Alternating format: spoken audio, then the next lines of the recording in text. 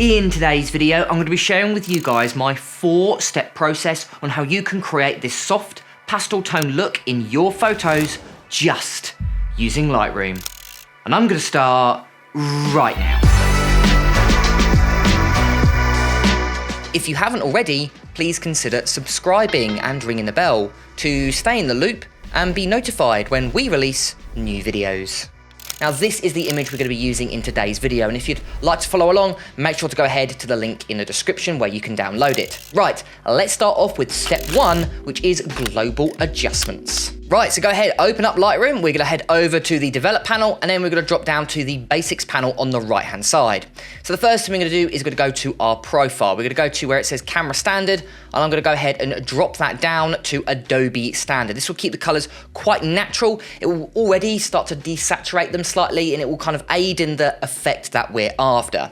After that, we want to go to our white balance. Now, I'm pretty happy with the white balance. I shot in manual white balance like I usually do, but I'm actually going to warm it up ever so slightly as it was slightly overcast and I don't think I got the white balance absolutely perfect. So I want to go from 5400 Kelvin to 5600 Kelvin, add a little bit more yellow, especially to the shadows, but not by much. But if you're finding your white balance is off, then I'd definitely correct it before we go ahead and color grade in step 2.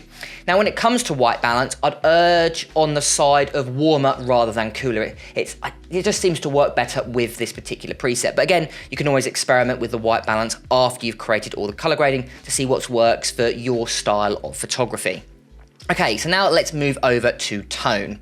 Now, to create a soft pastel tone look, we're gonna create more of a brighter area feel to the photo, so we can really emphasize that with inside our tone here. Now, I'm not gonna affect exposure and contrast just yet. Firstly, I'm gonna go to my highlights. And what I'm gonna do is I'm gonna bring that down, bring out like a little bit more information, especially in the clouds here, because there isn't a lot of definition, so we can bring back some of that definition in the highlights. And with the shadows here, I'm also going to bring that up as well, bringing back a little bit more dynamic range, especially in the shadows, as there's a lot of shadows in this photo. So I'm gonna go for around 50 in this example. Now, I'm still finding the photo a little bit dark, so now I'm gonna go to my exposure and bring that up until I'm quite happy with the result. And again, always refer to your histogram to make sure that you're not clipping on your highlights and shadows.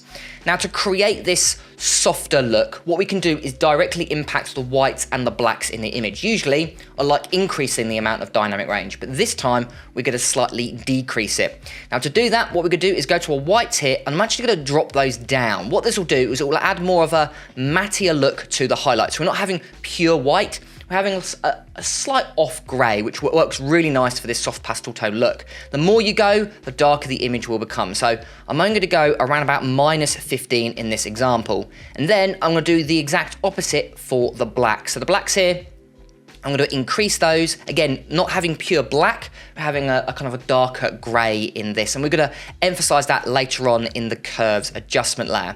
So I'm going to go for something like this. So -40 for the highlights, +50 for the shadows, -15 for the whites, and +15 for the blacks. Right, next up, let's go to texture, clarity, and dehaze. Now, what I like doing is zooming into an area that's got a decent amount of texture, go to my texture slider here, and just slowly, steadily add it in until I'm happy with the results. So I'm gonna probably go for around about +10 in this example. Now, for when I'm creating a more of a pastel look, I like creating a softer look. I often do this when I'm creating film simulations, like for example, when I did my Kodak Portrait, as well as I recently did Fujifilm Varia. If you wanna know how to create those, go ahead and watch this video here. But in most cases, I like decreasing clarity. So for example, I'm gonna go for -20 in this example. It creates a softer look, but we're actually gonna emphasize that later on in step 3. And then lastly, we've got haze here. Now there's a little bit of haze in this image, but not much. So I'm only gonna go for around about +5 in this example. And what I'm gonna do is I'm actually gonna leave vibrance and saturation alone. You'd think to decrease them if we're creating that, but actually we're gonna do that in step 2, which is gonna be our color grading step. Okay, so what we're gonna do is exit out of the basics panel and now go to the tone curve where the magic happens. Okay, so what you wanna do is go to your point curve, your main exposure curve here, and we're gonna do 2 things. We're gonna darken the whites and bring up the blacks and add in a certain amount of contrast. So what we're going to do is we're firstly going to go to our whites here. So we've got input of 255. That's the brightest whites in the photo. And what we're going to do is go for an output here. We're going to reduce that down by 15 points. So at the moment it's 255. So what I'm going to do is lower that to 240. Now what we're going to do is go to the blacks here. Again, input of 0, so the blackest blacks in the image. And we're going to go for an output of plus 15. So what we're doing is we're taking some of the information out of the whites and the blacks. The problem is now the image looks washed out. So now we can add in that contrast.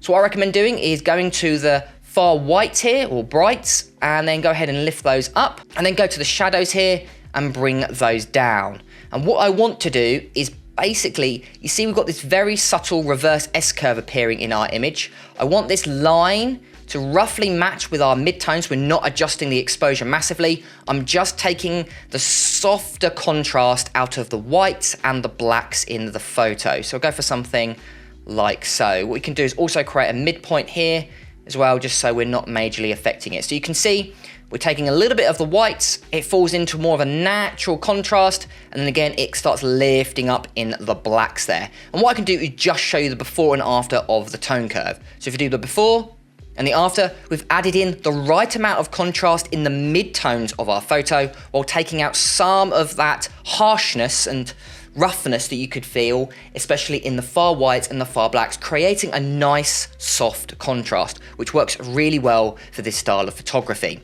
Okay, so what I'm gonna do is exit out the tone curve, and that's what we're gonna be doing in step 1. Let's move over to step 2, which is color grading. Okay, so in color grading, we're actually gonna be using 3 tools to create this look. Most of the work is going to be done in one tool, but the other tools can really help aid, especially in the highlights and shadow regions, but I'll explain that later on. Right, so let's go ahead and open up our first tool where we're gonna be doing most of our work, which is inside the color mixer tool. And it's split up into 3 sections. You've got your hue, saturation, and luminance. Firstly, you've got hue, which is the type of color, so red is a hue, green is a hue, blue is a hue, for example. And then you've got saturation, which is where we're going to be doing a lot of our work, and that is the amount of color, or the intensity of that color within our photo. And then lastly, we've also got luminance as well, which is the brightness of that image. So let's start off with hue first. That's where I like usually starting.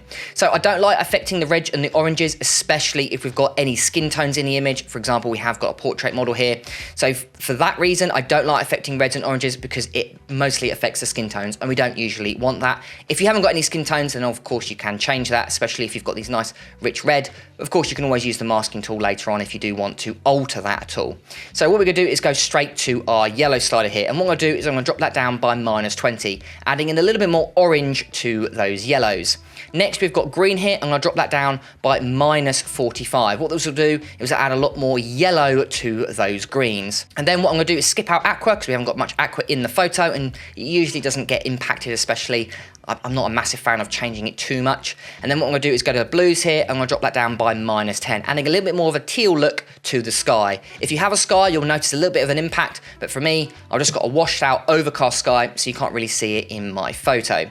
Now let's head over to saturation. Now in saturation, we're gonna make the biggest impact. So let's start off with reds first. So I'm gonna drop those down by -20. Then I'm also gonna do the same with the oranges, -20. And then also the same with the yellows and greens. So -20 for the yellows and -20 for the greens. Now when it comes to aquas, we're gonna drop those down a little bit further. So we're gonna go for -40. And then we're also gonna drop those blues down as well, not by as much, but around about -30. And again, the same, -20 for the purples and -20 for the magentas. Now, you might ask, why don't we just simply lower the vibrance and saturation in the basics panel when we did it earlier? Well, the reason is we're targeting some colors more than others. Where vibrance and saturation, it targets all colors globally. So it doesn't matter what color it is, blue, yellow, green, saturation and vibrance targets all of them the same way. Where color mixer, you can target some more than others, which is what we've done. We've targeted a lot of the reds and greens, about the same, but we've targeted the cooler colors, aquas and blues, purples and magentas, a little bit more. And that is really the crux of why I like using the color mixer tool. It gives you a little bit more variety of what you want to target and how you want to target it. So it's a really handy tool. Now, when you desaturate colors, it can sometimes make them a little bit muted. So let's brighten them up slightly. So let's go to reds here, and what I'll do is increase those by around about +30, and it's the same situation with the oranges. That really brightens up those skin tones, and because we've got a lot of rocks in the background here that also contain that similar hue, we're also targeting them as well. Now let's go to the yellows. Let's increase those by around about +10. I don't like usually increasing the greens because the greens can be found in foliage, and if you brighten them up too much, it can sometimes make the image look a little bit peculiar. So I don't like usually targeting the greens in that example. And then what I'm going to do is go to the aquas here, increase those by +15, increase the blues by around about 10, and then lastly we've got purple and magenta, which will also increase by +20, and lastly +20. So what we've done is we've targeted a few colours to alter them slightly, but not by much. But then what we've done is we've darkened the saturation and then brightened the colours. And you can see the difference. There's the before, and there's the after. We've got that soft pastel tone look, but we really want to emphasize that. So what we're gonna do is exit out the color mixer tool and now go to the color grading tool. So what I'm gonna do is firstly go to the shadows first. What I'm gonna do is I'm gonna choose a hue. So I'm gonna go for a nice warm tone. So I'm probably going for around that hue of around about 35 there.